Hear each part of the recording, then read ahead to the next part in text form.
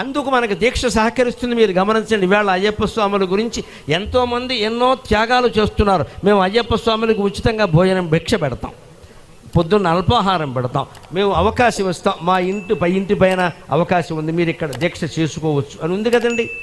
ఎందుకు చేస్తున్నారండి అదంతా? మీ వల్ల సమాజం బాగుపడుతుందనే కదా వారంతా చేస్తున్నది. మామూలుగా ఓ కాలేజీ కుర్రాడు వెళ్ళి అద్దెకి రూమ్ అడిగాడు అనుకోండి, బ్రహ్మచారులకు రూములు ఎవరండి? ఎందుకంటే వాళ్ళ ఇంట్లో పెళ్ళిగానే అమ్మాయిలు ఉన్నారు, వాళ్ళ బాధ వాళ్ళది. ఎవరో మేము ఇవ్వమని చెప్తారు, పెళ్ళి అయిందా లేదా అని అడుగుతారు, పెళ్ళాన్ని తీసుకురమ్మంటారు, అంతే కదా.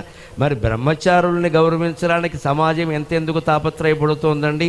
మీ వల్ల ఖచ్చితంగా మీరు బాగుంటున్నారు, సమాజం బాగుంటుంది, అందుకే వారు త్యాగం చేస్తున్నారు.